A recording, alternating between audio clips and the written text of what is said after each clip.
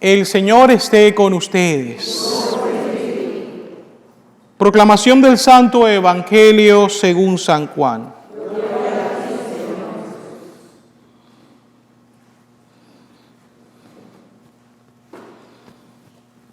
En aquel tiempo, cuando Jesús estaba a la mesa con sus discípulos, se conmovió profundamente y declaró: yo les aseguro que uno de ustedes me va a entregar. Los discípulos se miraron perplejos unos a otros porque no sabían de quién hablaba.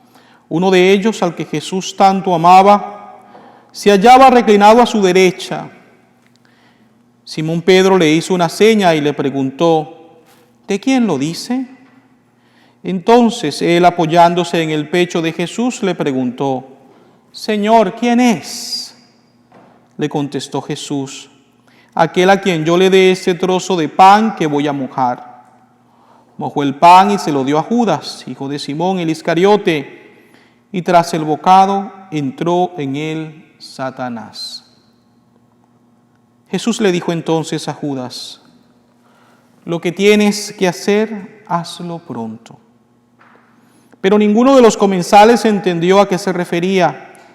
Algunos supusieron que como Judas tenía a su cargo la bolsa, Jesús le había encomendado comprar lo necesario para la fiesta o dar algo a los pobres. Judas, después de tomar el bocado, salió inmediatamente. Era de noche. Una vez que Judas se fue, Jesús dijo: ahora ha sido glorificado el Hijo del Hombre y Dios ha sido glorificado en él. Si Dios ha sido glorificado en él, también Dios lo glorificará en sí mismo y pronto lo glorificará. Hijitos, todavía estaré un poco con ustedes. Me buscarán, pero como les dije a los judíos, así se los digo a ustedes ahora: a donde yo voy, ustedes no pueden ir. Simón Pedro le dijo: Señor, ¿a dónde vas? Jesús le respondió: a donde yo voy no me puedes seguir ahora, me seguirás más tarde. Pedro replicó: Señor, ¿por qué no puedo seguirte ahora? Yo daré mi vida por ti. Jesús le contestó: ¿con qué darás tu vida por mí? Yo te aseguro que no cantará el gallo antes de que me hayas negado 3 veces. Palabra del Señor.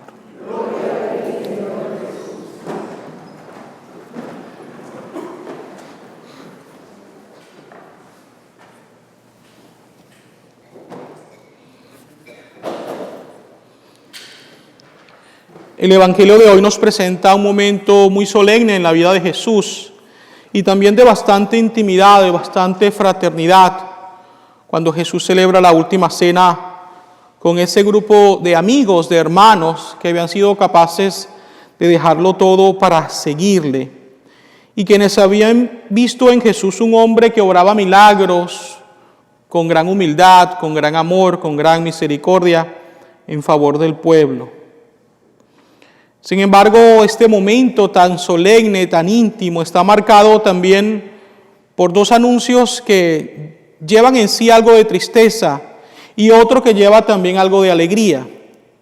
Los anuncios que generan tristeza son las 2 traiciones. La primera, la de Judas, quien vende a Jesús por unas monedas, y la posterior traición de Pedro, quien niega a Jesús 3 veces. Pero unido a esos 2 anuncios de tristeza está también el anuncio de que Jesús será glorificado en medio de todo esto. Y esto es interesante y debemos recalcarlo. Si hablamos primero de Judas como tal, yo siempre he dicho que en ocasiones somos muy injustos y una persona puede ser muy buena, puede hacer tanto bien a los demás, pero basta que haga algo malo, que cometa un error para que en muchas ocasiones nos enfoquemos en ese mal y dejemos de ver todo el bien que esa persona hizo. Y esto no es justo. Esto no es justo, porque en realidad, pues, tenemos que ser misericordiosos y ver todo el conjunto de factores que hacen a esa persona. Así que trabajemos un poco en esta parte, ¿no? En la misericordia.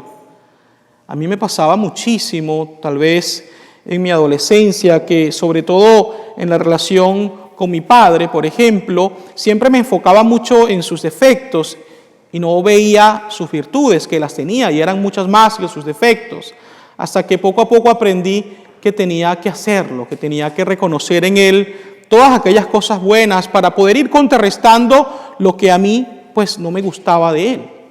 Y yo creo que esto es algo que nosotros debemos hacer. Fíjense ustedes, Judas, que lo conocemos o lo recordamos mayormente por la traición, fue un hombre que escuchó el llamado de Jesús y decidió seguirlo, cosa que no era nada fácil porque él lo dejó todo para seguir al Señor. Y sufrió junto a Jesús la persecución. Pero ¿qué pasó en Judas posteriormente? Yo creo que poco a poco él se fue acostumbrando a ver en Jesús algo cotidiano. Es decir, cayó tal vez en la rutina de ver algo extraordinario como algo tal vez ordinario.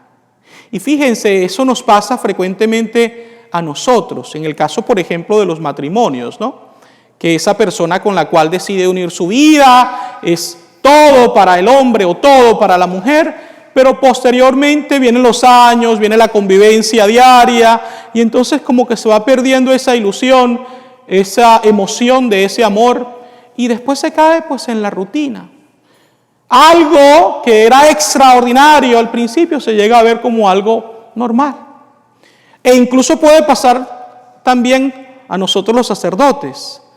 Para nadie es un secreto que los sacerdotes estamos dedicados al servicio de Dios y del prójimo y en especial pues celebramos los sacramentos de vida eterna. Pero fíjense ustedes, yo cuando estaba de sacerdote en una de las parroquias en Nebraska, el fin de semana como mínimo celebraba 6 santas misas. 6.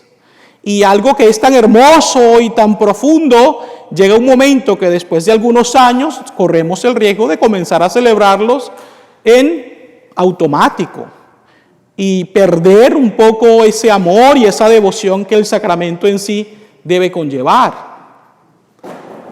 Volviendo a un comentario sobre el matrimonio, el mismo hecho del beso que la pareja se da, ¿no? Al inicio del día o al final del día, que al principio es algo que representa tanto, puede llegar a un momento en el cual es simplemente un compromiso. Si no lo hago, ella se va a poner brava o él se va a poner bravo. Entonces hay que darnos el besito de saludarnos o de despedirnos.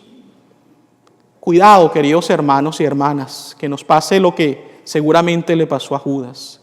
El tener ahí a Jesús constantemente lo hizo olvidarse de la divinidad del Señor y cayó entonces en una rutina.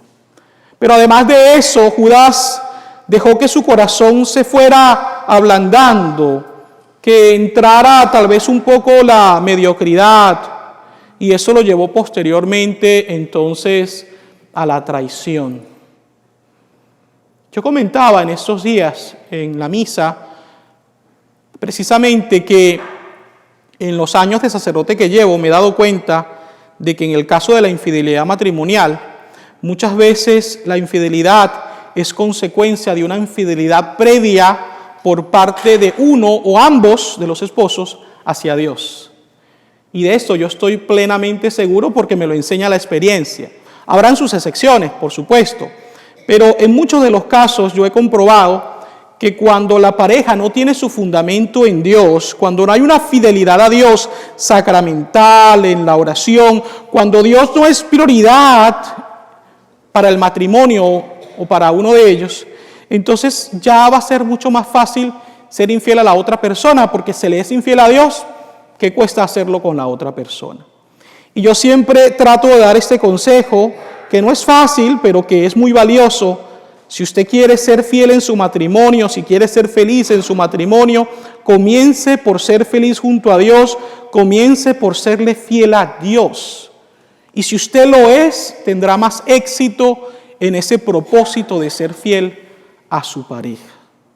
Así que, queridos hermanos y hermanas, tomemos estos consejos porque al igual que Judas, nosotros hemos sido elegidos por Dios y nosotros hemos dicho sí, libre y voluntariamente, pero no por eso estamos exentos de llegar a traicionar al Señor, de llegar a traicionar nuestras convicciones cristianas de fe.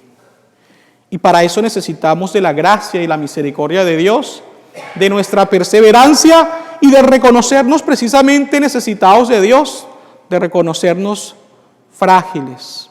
Escuchábamos en estos días una lectura en la misa que decía: a los que estén seguros, cuidado de no caer. Y es así.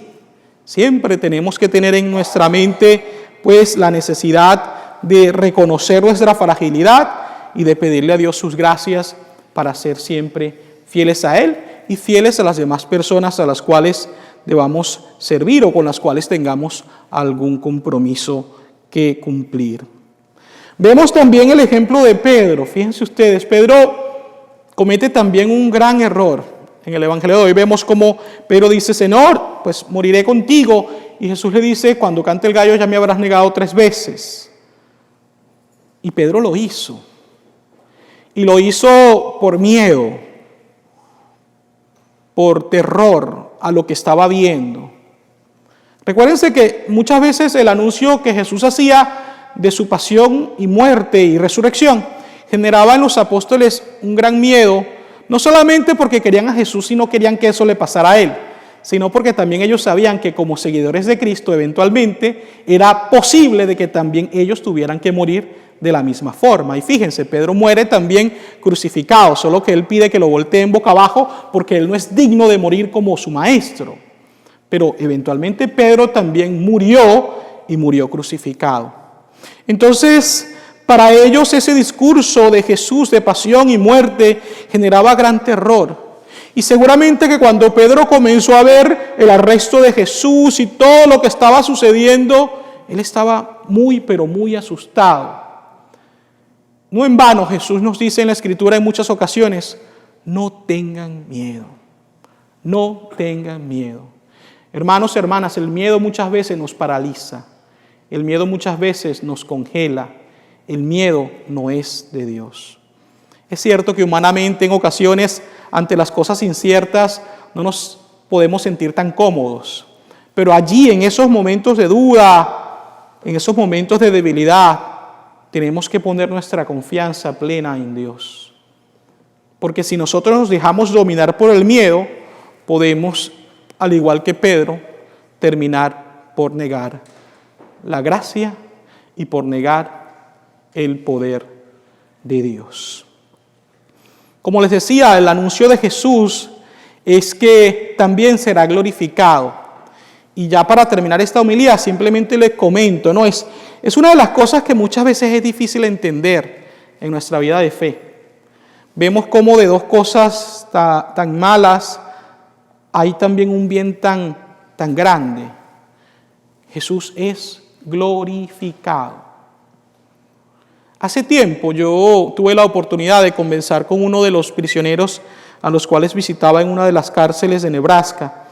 Y él me dijo algo interesante. Él me decía: Padre, nunca me sentiré orgulloso por lo que hice y por lo cual estoy acá. Siempre me arrepiento de lo que hice, pero yo antes de hacer eso, antes de estar en la cárcel, no conocía a Dios. Y muchas veces pienso en esto, es decir, abro comillas, es necesario o fue necesario que yo hiciera ese mal para poder conocer el rostro misericordioso de Dios de una manera más plena.